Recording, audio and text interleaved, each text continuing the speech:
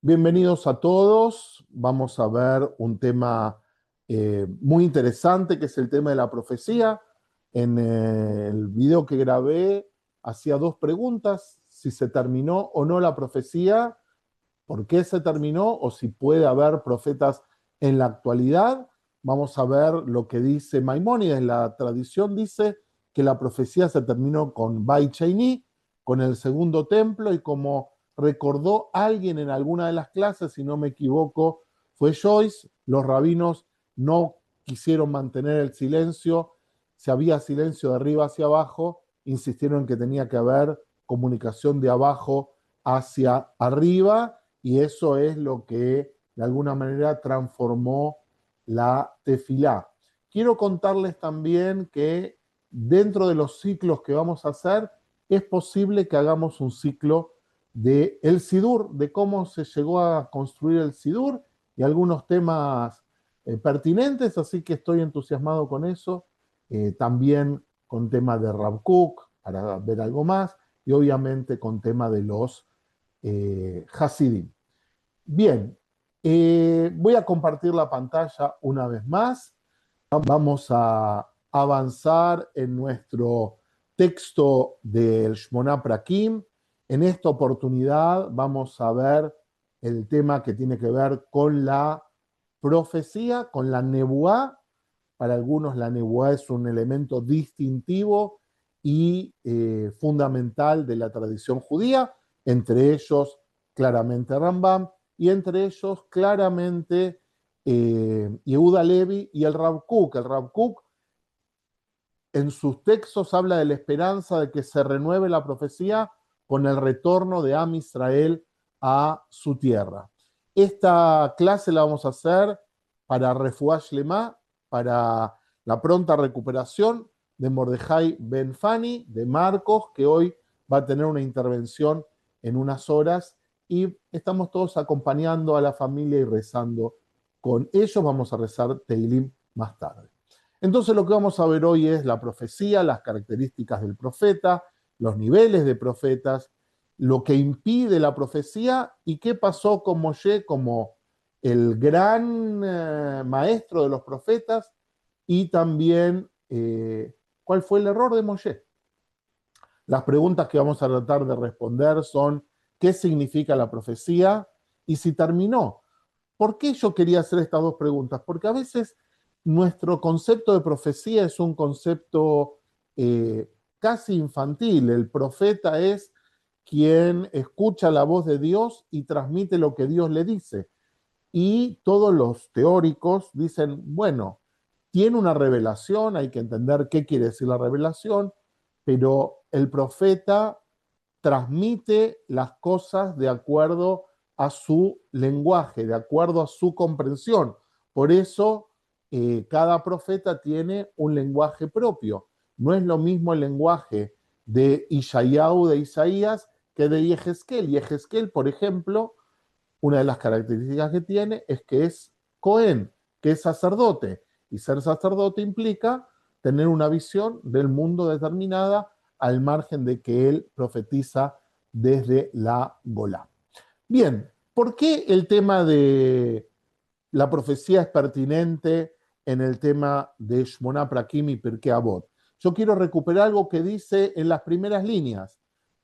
Para llegar al grado de Hasidut, estudiamos Pirkei Avot, el grado de Hasidut solamente superado por la profecía. O sea, estudiamos Pirkei Avot para llegar a Hasidut, y si somos buenos practicantes y nuestra, vamos a decir más adelante, llegamos a las virtudes, a las capacidades, podríamos llegar a la profecía. Es más, dice Rambam en su introducción, la Hasidut, cuando hablamos de esta Hasidut, quiere decir la vida piadosa, no del movimiento hasídico.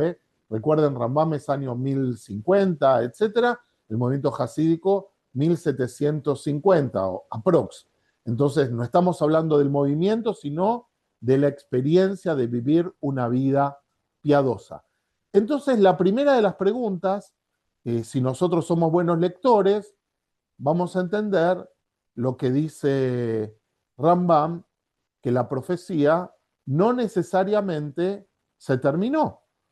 ¿sí? O sea, podría, por lo menos desde el punto de vista teórico, haber profetas en la actualidad. Si él dice, estudiamos Pirkei Avot para llegar al grado de Hasidut, el grado de Hasidut solamente es superado por la profecía, quiere decir que la profecía es conducida a través de la piedad, de la excelencia en las virtudes intelectuales, morales, etcétera, y podríamos llegar a ese nivel. Entonces, la primera pregunta está respondida. Ahora vamos a ver si desde el punto de vista práctico puede ocurrir eso. Cuando Rambam y todos se preguntan quién puede ser profeta, dicen tres cosas que son sumamente interesantes. Tiene que ser sabio, tiene que ser fuerte y tiene que ser rico. ¿Sí? ¿Cuál nos parece raro de estas tres? Rico, ¿no? ¿Qué tiene que ver los bienes materiales con el aspecto de la profecía? Es una de las primeras cosas que nos llaman la atención, pero me gustaría que lo entendamos en el sentido profundo que dice el Pirkei Avot en el texto de Ben Zomá en el capítulo 1, el capítulo 4 en la Mishnah 1. Ben Zomá hace cuatro preguntas, hay una pregunta que no está aquí, dice, Eiseu Jajam, Eiseu Gibor y Eiseu Ashir. Tres preguntas fundamentales, ¿quién es sabio? ¿Quién es fuerte? Gibor y quién es rico. Y Ben Zomá, una de las cosas que hace es un salto monumental de cambiar el sentido. Él dice, Eiseu Jajam, ¿quién es sabio? El que aprende de todas las personas. ¿Sí? O sea, no el que junta conocimiento, sino el que aprende todo el tiempo, el que aprende de todas las circunstancias y de todas las personas.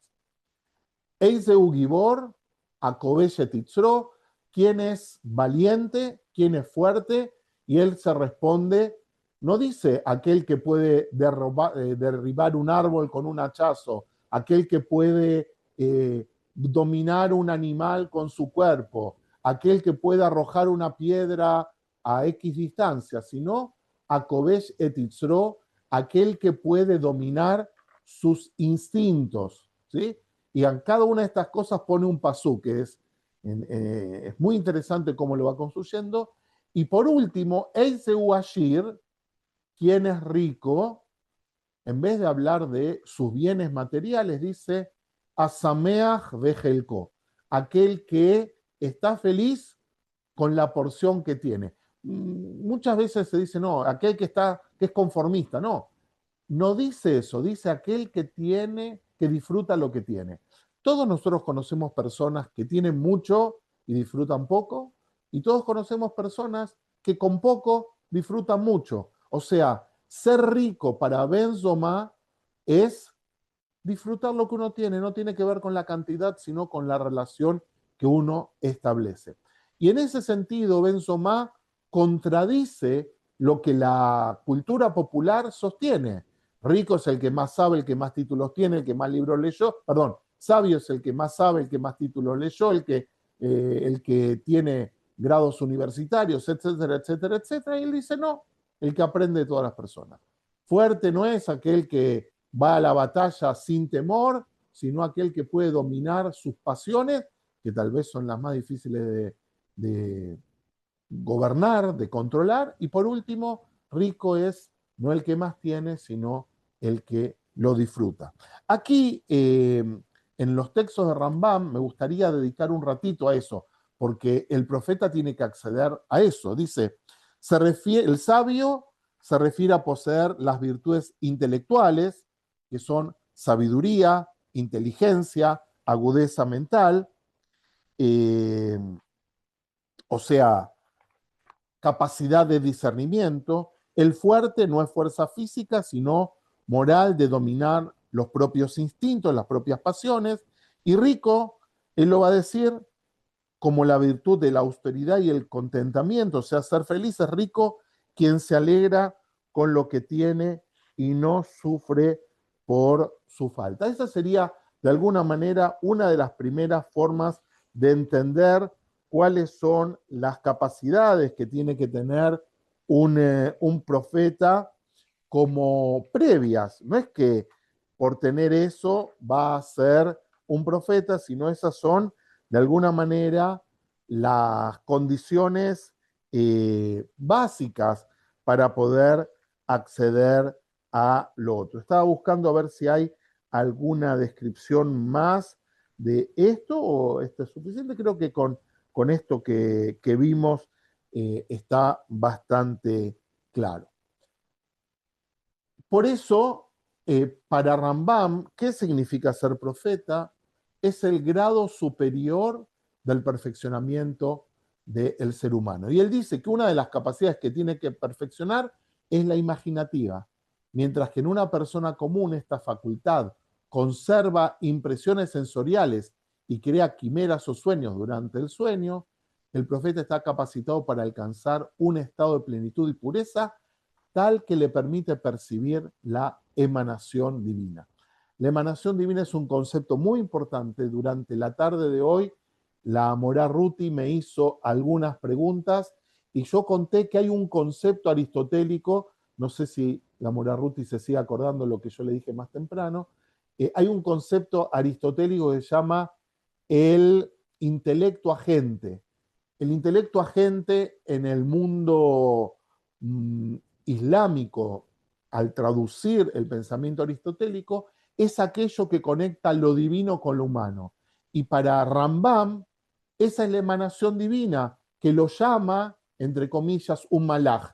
Cuando Rambam habla de malaj, claramente no habla de un niñito con alas, ni mucho menos, ya que si ni siquiera Dios tiene rostro y forma, tampoco las emanaciones de Dios tienen forma. Pero es algo que transmite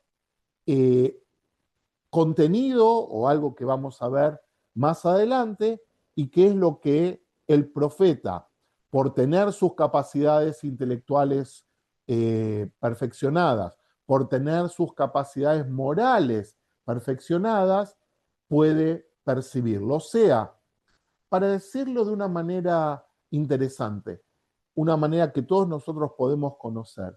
Nosotros sabemos que en cualquier lugar donde estemos hay ondas de radio, ¿sí? Radio AM, radio FM, etcétera. Pero para captar esa radio o para captar el mensaje específico, tenemos que sintonizar en el canal o en la radio apropiada. Si no, ¿qué vamos a escuchar? Ese ruido que hace bzzz, todo el tiempo, esa estática que le llaman. El profeta es aquel que tiene la capacidad de sintonizar el mensaje. No todos los mensajes que hay aquí, sino ir subiendo hasta el mensaje más importante. Y eso lo puede hacer justamente por su perfeccionamiento moral e intelectual. Esto quiere decir que el mensaje, la emanación divina, constantemente está existiendo. Lo que falta es poder decodificarla. Hay un texto muy hermoso en la literatura rabínica que dice: todos los días sale un bat kol de Joreb. Joreb es otro de los nombres del monte Sinaí, y que dice, habla acerca de los hijos de Israel que están descarriados. O sea, sigue habiendo revelación que sale del Sinaí. El tema es que hay que decodificarlo. ¿Qué es el profeta? Es aquel que tiene la capacidad de sintonizar en esa onda. ¿Vieron que dicen que los perros, por ejemplo, pueden escuchar más que los seres humanos? El profeta sería alguien cuya capacidad de comprensión es superior. Ahora bien, una de las preguntas difíciles es si la emanación divina, si el mensaje divino es solo para él o él es el que tiene la capacidad de responderla. No voy a responder esa pregunta, me gustaría que ustedes se queden pensando en ella.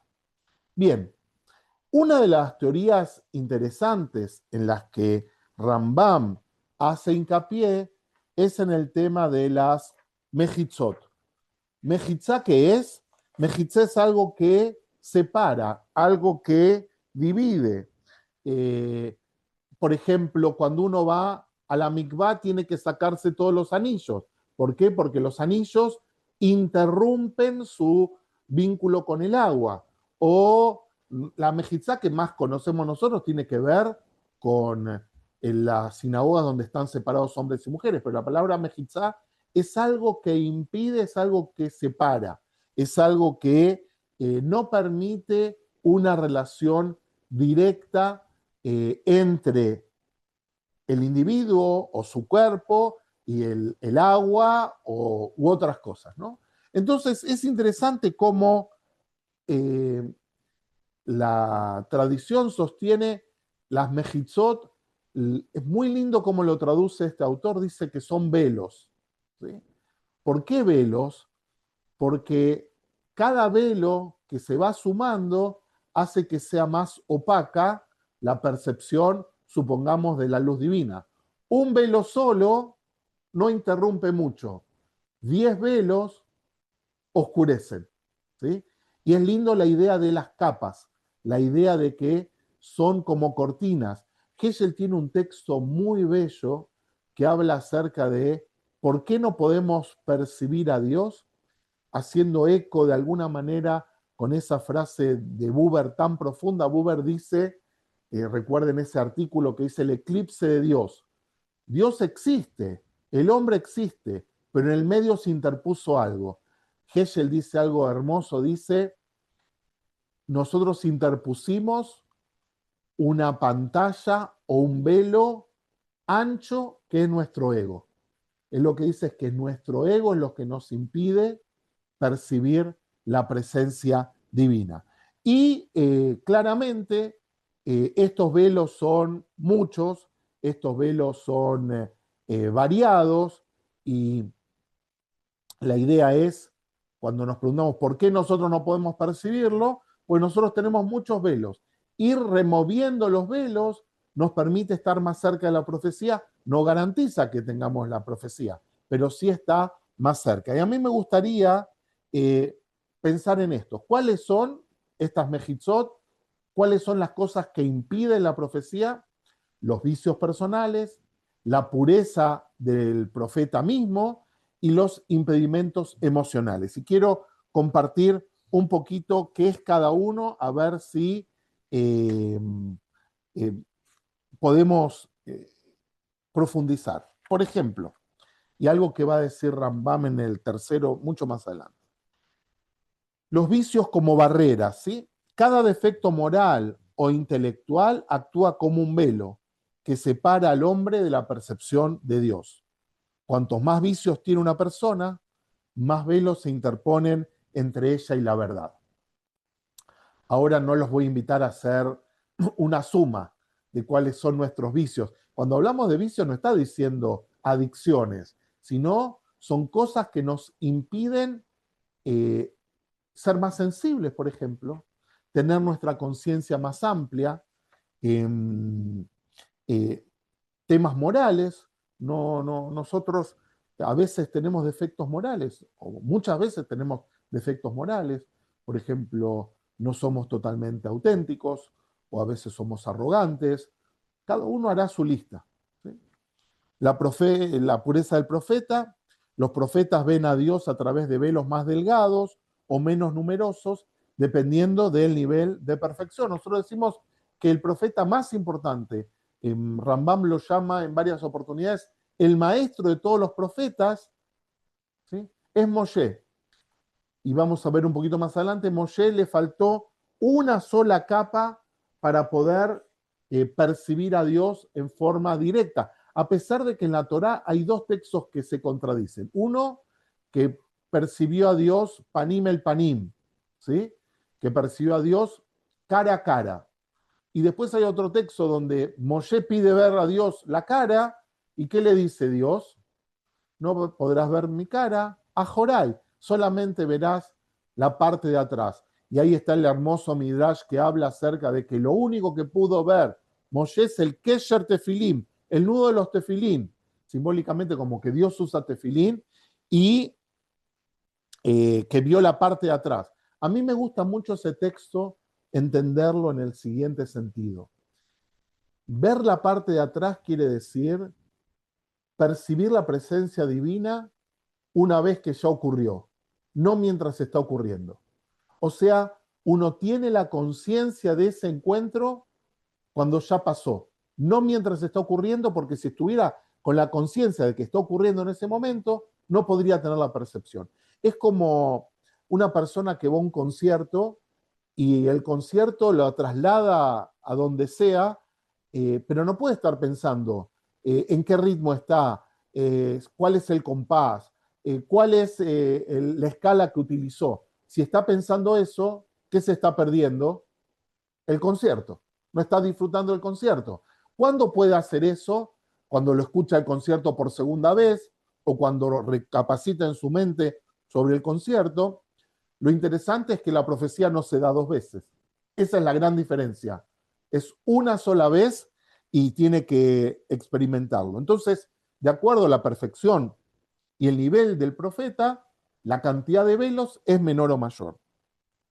Y después aquí dice algo hermoso, basado en el Talmud, que lo vamos a leer, si Dios quiere, cuando lleguemos a un poquito más adelante. Recuerden que esta es nuestra cuarta clase, vamos a tener 5, la próxima es la última clase de este ciclo, y si hay interés en Rambam, bueno, después voy a contar con qué seguimos. Fíjense lo que dice, impedimentos emocionales, y miren la lista que sugiere.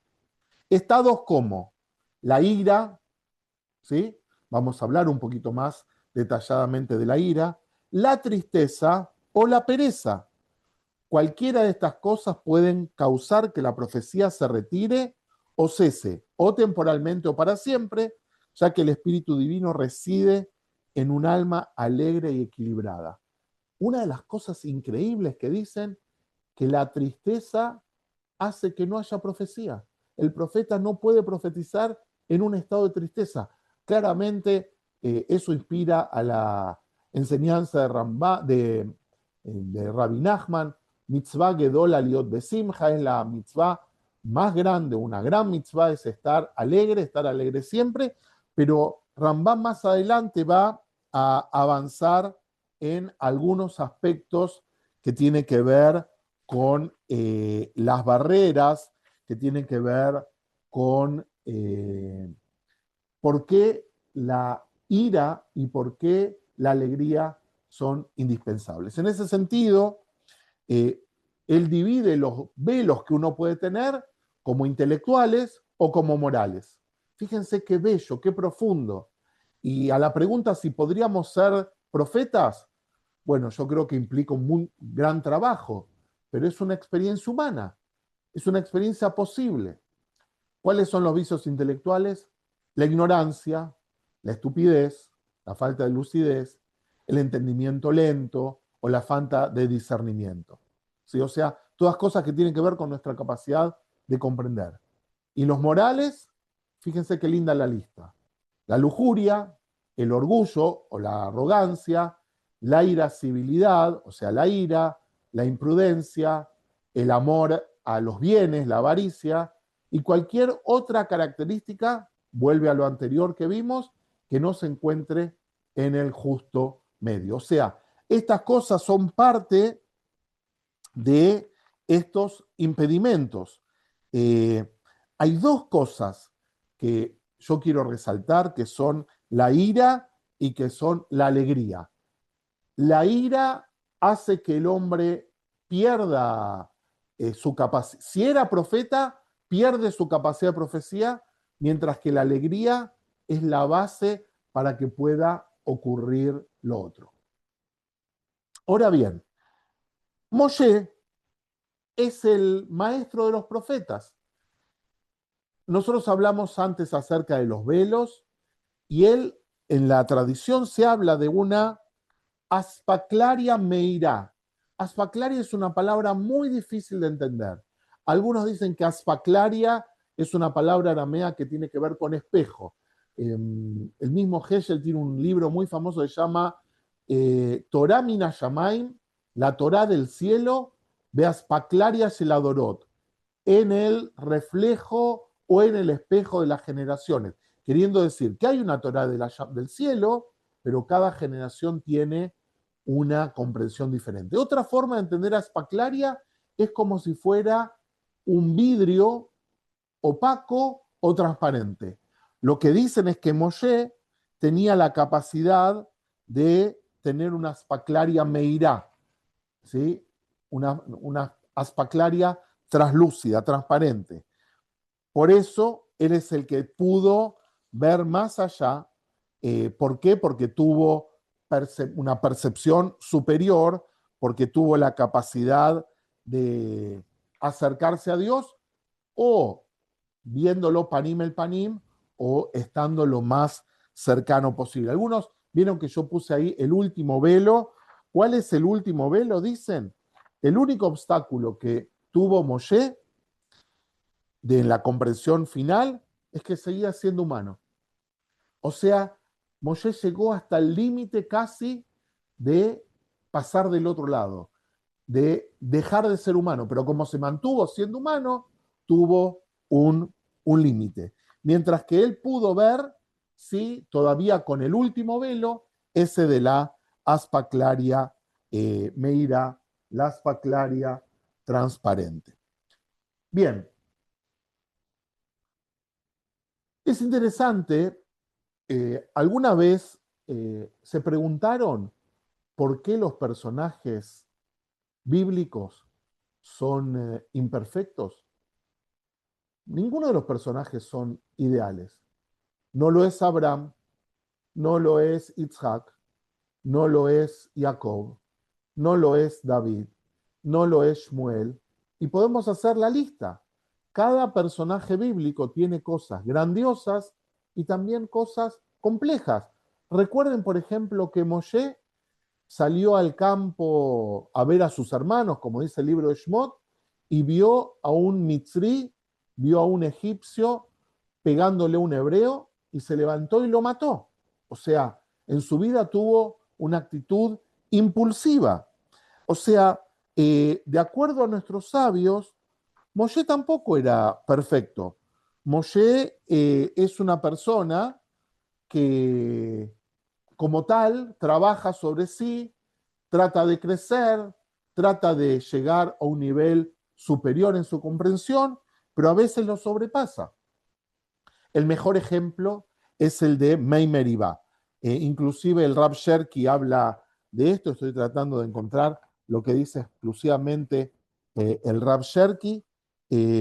Una de las cosas que dice, aquí está, destaca que para Rambam, analizando las aguas de Meribá, recuerden que son las aguas de Meribá, muere la hermana de Moshe, muere Miriam, y dice, veló a Yamaim la edad. Muere ella y dice, no había agua para la congregación. Por eso se habla de que ella tenía la capacidad de encontrar agua en el desierto. Hay una crítica velada, de acuerdo a algunos, es que Aarón y Moshe se dedicaron a su duelo en vez de dedicarse a buscar agua. Pero yo creo que esa es una eh, interpretación injusta. También ellos tenían derecho a tener su duelo por su hermana. Inclusive, recuerden el rol de Miriam en salvar a Moshe. Ella fue la que lo llevó al Nilo, la que se presentó frente a la hija del faraón, la que le sugirió constantemente que tenía quien lo alimente, etcétera, etcétera, etcétera. ¿Cómo Moshe no iba a tener con ella una relación eh, cercana, ¿no? Entonces, aún así, ¿cuál es el error? Es que él tuvo ira en ese momento. Él, en vez de aceptar lo que Dios le dijo, Dios le dice, habla a la roca, y él en vez de hablarle, le pega a la roca, como había ocurrido ya en otra oportunidad. Hay otro relato muy parecido, pero que tiene un desenlace diferente. En este desenlace, es que se sella el destino, de acuerdo al relato de la Torá, el destino de Aarón y de Moshe. ¿Por qué? Dice Rav Sherki, porque él se corrió de un tema que hemos hablado en la vez anterior, del justo medio. O sea, él fue irascible. Y al ser irascible, primero demuestra dos cosas: que los profetas de Israel no son perfectos, y lo segundo es que él es un ser humano, y que al tener esa actitud, la profecía se le escapa. La tradición, una de las cosas que dice es que cuando una persona entra en un estado de ira, lo voy a ver un poquito más adelante, si es que alcanzo, eh, se pierde la nebuá, se le escapa la nebuá. ¿Vieron? A mí me gusta mucho eso que dicen los psicólogos, que cuando uno entra en un estado de ira, tiene visión de túnel. ¿Saben lo que es visión de túnel? Es que uno solamente es como el toro que ve hacia adelante, que no ve nada, que ve el objetivo al cual quiere lastimar y enfrentar. Cuando uno está con ira, no puede ver que la realidad es más amplia. Entonces se le escapan sus capacidades intelectuales, se le escapa su capacidad de ser sensible, se como que pierde parte de su identidad. Ahí está. ¿Por qué la ira es tan nociva? Y para Rambam es muy importante. Eh, Como ustedes saben, yo no lo conocía a Rambam personalmente, no viví en ese momento, pero tengo una larga conversación con él desde el año 1983, cuando mi Rab volvió de Israel y empezamos a estudiar juntos, mejor dicho, yo estudiaba con él Rambam. Desde ese momento que vengo dialogando con él y trato de entenderlo profundamente y humanamente. Yo a veces estudio cosas de Rambam y digo, por ejemplo, Rambam dice que un buen judío no pelea con su gente. Y yo a veces digo, Rambam, te quiero presentar unos cuantos que son Yehudim, pero que se la pasan peleando. Y me pregunto a mí mismo, ¿por qué Rambam hace eso? Y me respondo, primero y principal, porque él es educador. Él sabe que todos los Yehudim no se comportan. Él pregunta inclusive si alguien se comporta así, deberíamos preguntarnos si es Yehudí de verdad. ¿Por qué lo hace? Para decir, señores, ustedes pertenecen a este pueblo, pertenecer a este pueblo tiene algunas características, una de ellas es ser respetuoso del otro. Y aquel que no es respetuoso del otro, bueno, a lo mejor no debería participar de esto. Entonces, ¿qué es lo que dice Maimónides?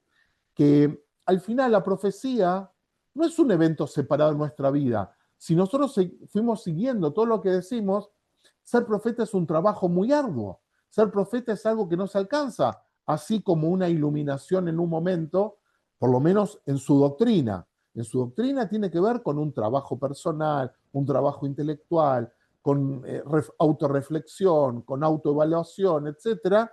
Y justamente estas características que aparecen allí son una forma de poner un velo para utilizar un lenguaje que estamos utilizando.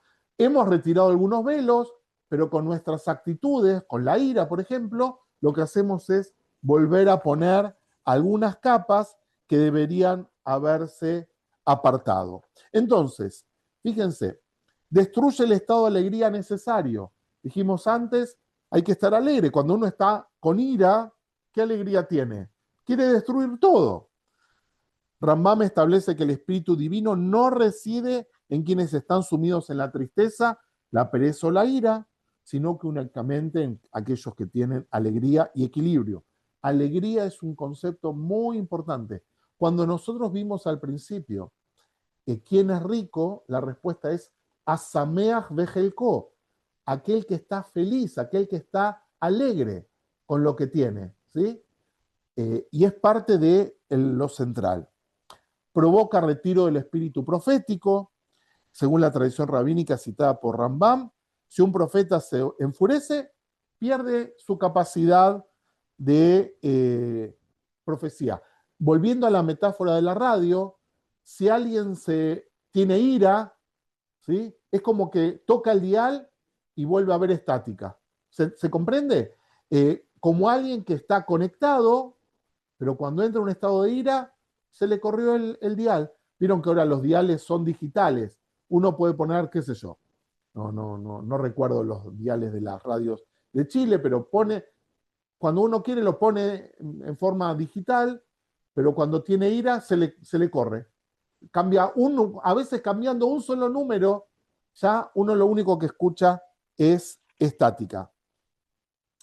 Representa claramente el alejamiento del justo medio, eso lo vimos antes también.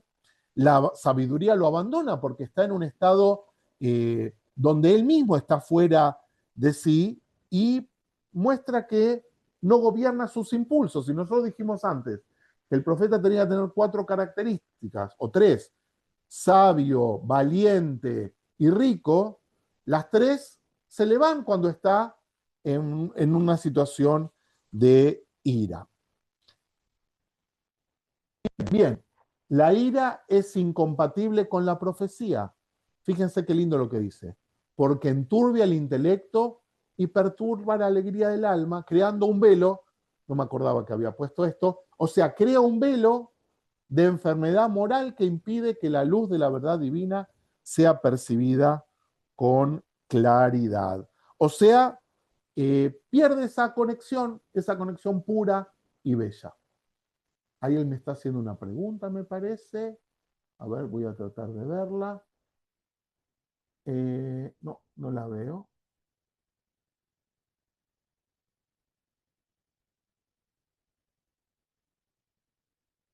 Después lo leo tranquilo, Sebastián, para poder avanzar. Bien, creo que avancé en todo lo que quería de este texto y a ver si algunos párrafos más especiales quiero del Shmona Prakim compartir. Voy a mirar rápido.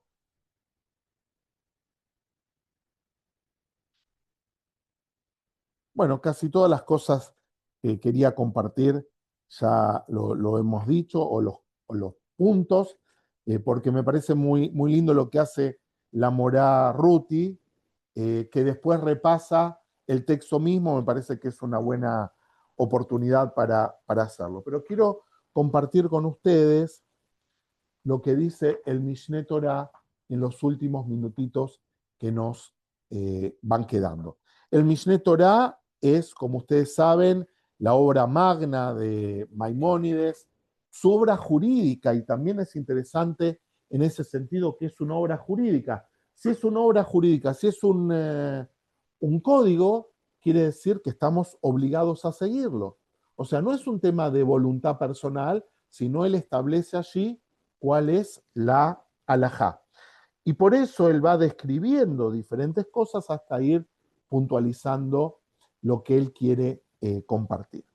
En el Mishneh Torah, el primer libro, acuérdense que son 14 libros, por eso se llama Yad HaZaká, el primer libro se llama Sefer Amadá, el libro de la ciencia, el libro del conocimiento. Ustedes recuerdan que la ciencia superior en la antigüedad era la teología. La teología no estaba separada de la ciencia porque era lo que daba sentido a la ciencia.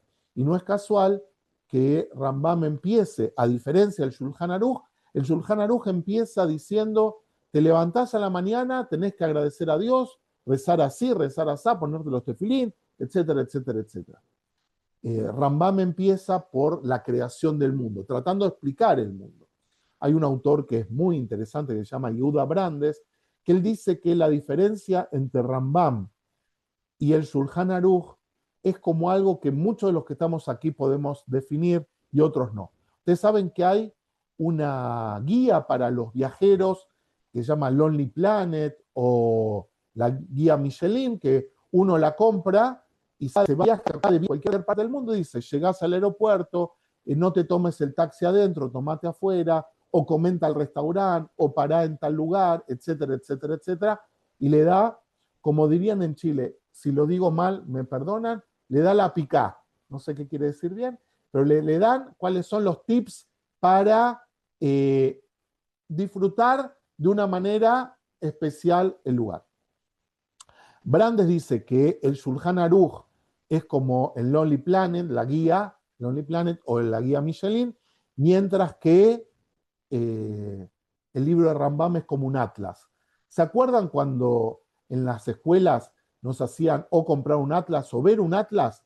El atlas empezaba por la formación del mundo, después cómo se formaron las cadenas montañosas, después cómo se dividieron los continentes, y después recién iba a los continentes, y después a los países, y después a las ciudades. Rambam es como eso segundo, empieza por lo general y después va a lo particular. Por eso en el Sefer Amadá empieza hablando específicamente de cómo es el mundo, cómo se creó el mundo, y lo que se llama Yesodei a Torah, los principios de la Torah. Y en el capítulo 7 dice, uno de los fundamentos de la Torah es saber que Dios concede profecía a los seres humanos. Sherky dice algo muy importante. Si Dios no concediera la profecía, o sea, si no le dijese a los hombres, a través del mecanismo que sea, que el hombre lo entienda, que Dios le mande el mensaje, no quiero hablar del contenido de la profecía, sería injusto. Dios crea un mundo y no le dice qué espera de él, mientras que, habiendo profecía, sea la Torá, sea los profetas de Israel, o sea un posible profeta teórico en la actualidad, es una forma de expresar qué se espera del hombre. Entonces eso es lo primero que yo quería resaltar. Rambam en el segundo punto dice, los profetas poseen diferentes categorías, así como existen entre los sabios, algunos que son mayores que otros, no en edad, sino en sabiduría, también entre los profetas existe quien es mayor que otro. No obstante, todos han visto la visión profética a través de sueños, por medio de una visión nocturna o de día, mientras que solo el que vio la profecía en forma directa, ¿quién es? Moshe, nuestro maestro. Fíjense lo que dice en el punto 3. Y esto me parece muy importante. Rambam sostiene que la Torá no es literal.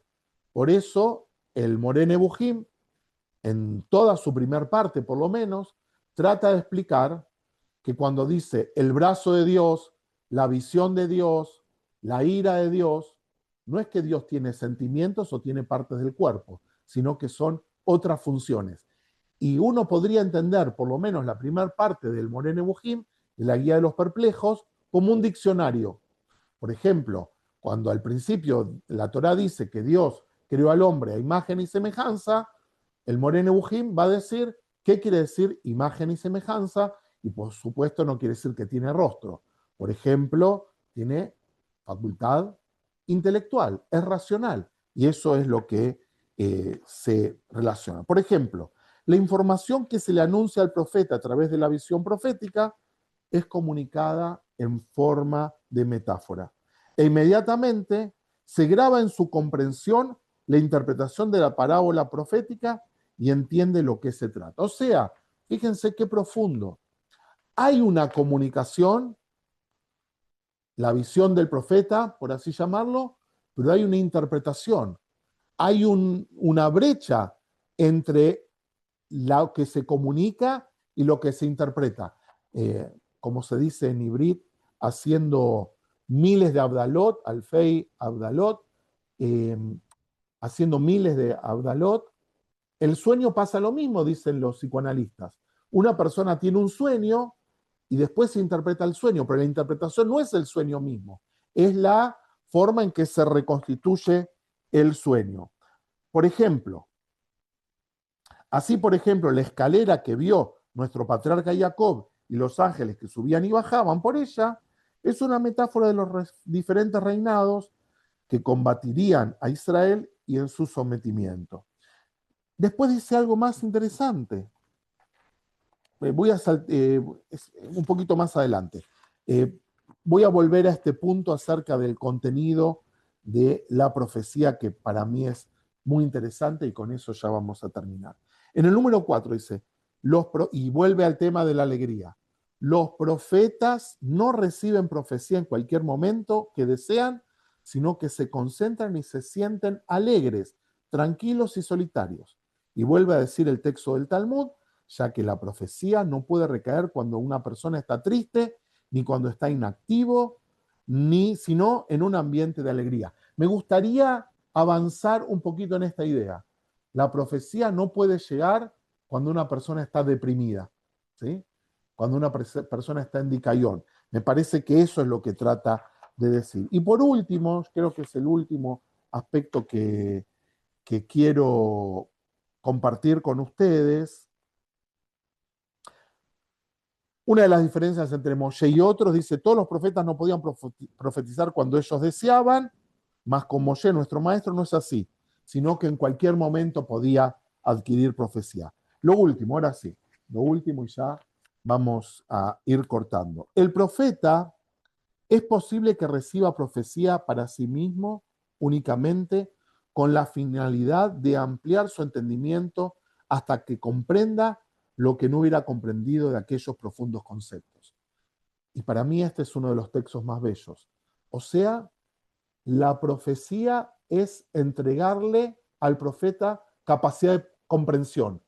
No es un contenido, sino es una capacidad. Es para ampliar su capacidad de comprensión. Quiero terminar con una idea que es tradicional. ¿Qué son los profetas de Israel? Los profetas de Israel no son adivinos del futuro, sino son personas que comprenden profundamente el presente y dicen, si esto sigue así, va a ocurrir tal cosa. Entonces, un buen profeta es aquel que hace su profecía, pero su profecía no se cumple. ¿Por qué? Porque la gente lo escuchó y cambió. Un profeta que profetiza que si siguen por este camino de corrupción y de idolatría, el pueblo judío va a destruir, va a desaparecer, y la gente cambia, es un buen profeta, pero no se le cumple su profecía. Mientras que al revés, si se le cumple su profecía, es un mal profeta. ¿Por qué? Porque el objetivo principal de la profecía es que la persona, la sociedad, cambie y se transforme. Bien, esto con respecto a nuestro querido Rambam. Voy a dejar de compartir la pantalla. Si hay alguna pregunta que querramos escuchar con gusto, tenemos un minuto más. Los invito a seguir repasando el texto, a profundizarlo.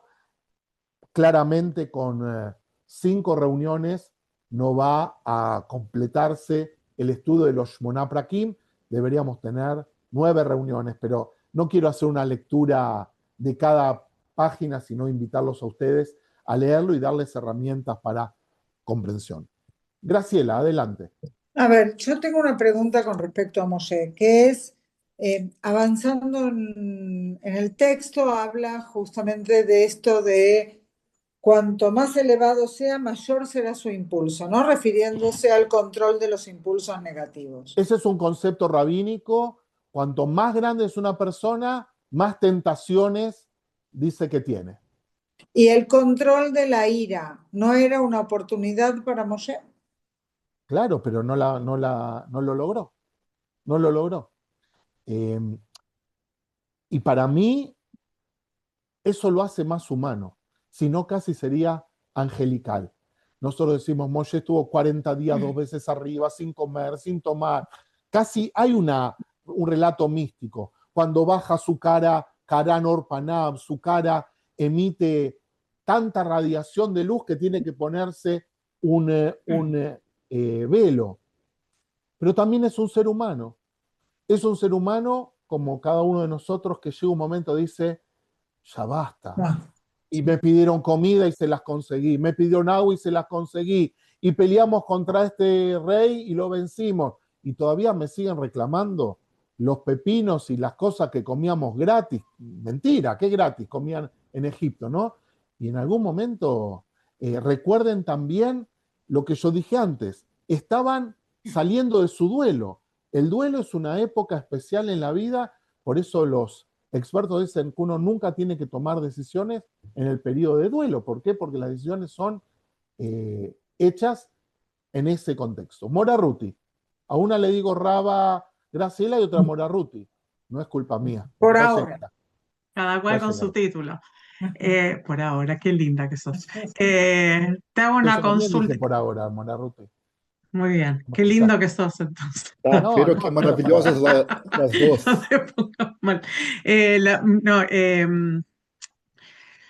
habla de la Torá y habla de la oral y de la escrita.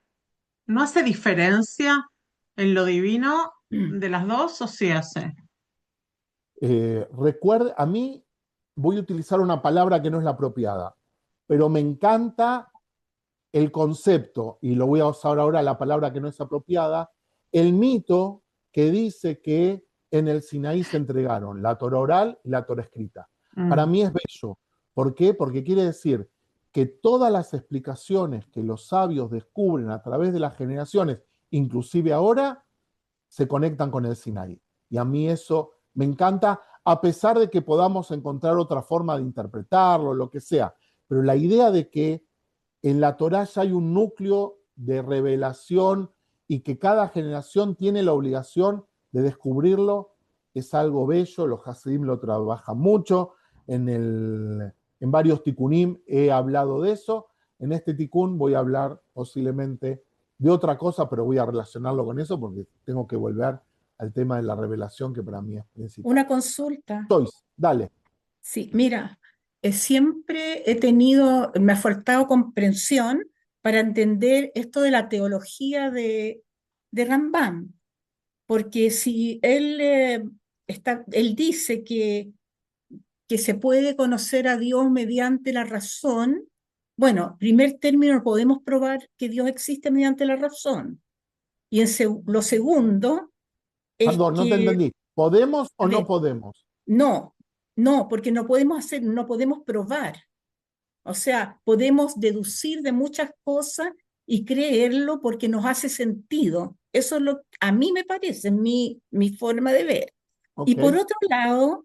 am, por otro lado, eh, como él tiene una teología negativa que no se puede conocer, o sea, no podemos conocer la esencia de Dios, sino que lo que Dios no es. Sí. Entonces, ¿por qué podríamos conocer lo que Dios no es? O sea, yo lo veo, seguramente por mi limitación no entiendo a Rambam, que tampoco puedo saber lo que no es. Ok. Déjame responderte tu primera parte de la pregunta. Para Rambam está claro que sí podemos demostrar la existencia divina y él lo hace a través del concepto de primer motor inmóvil, que lo toma de Aristóteles y que después lo va a tomar también Santo Tomás. O sea, en la lógica nosotros podemos demostrar que hay algo que inicia la cadena de existencia y para él es totalmente posible. Con respecto a lo que se llama la teología negativa, no quiere decir que Dios no existe, lo que quiere decir es que el hombre no puede conocer los elementos distintivos de Dios. ¿Por qué? Porque es infinito. Entonces, ¿qué quiere decir que es infinito? Que no tiene límite, que es eterno. ¿Qué quiere decir que es eterno? Que no tiene tiempo, etc. Lo hace por la inversa. Es una construcción en el lenguaje, no en la ontología acerca de su teología. Pero como este no es el tema del Shmona Prakim, no sé si hay otra pregunta, si no, nos despedimos hasta el jueves con aquellos que están tomando las clases de el Baal Shem Tov, es la última clase, y después nos queda una más sobre parecían que venían los extraterrestres. Tenemos una clase más de Shmona Prakim y después yo voy a hacer una propuesta de cómo seguimos. Miri, no sé si querías hacer una pregunta porque se te prendió el micrófono. Si no, shalom a todos, que tengan una linda noche. Gracias. Y que sigan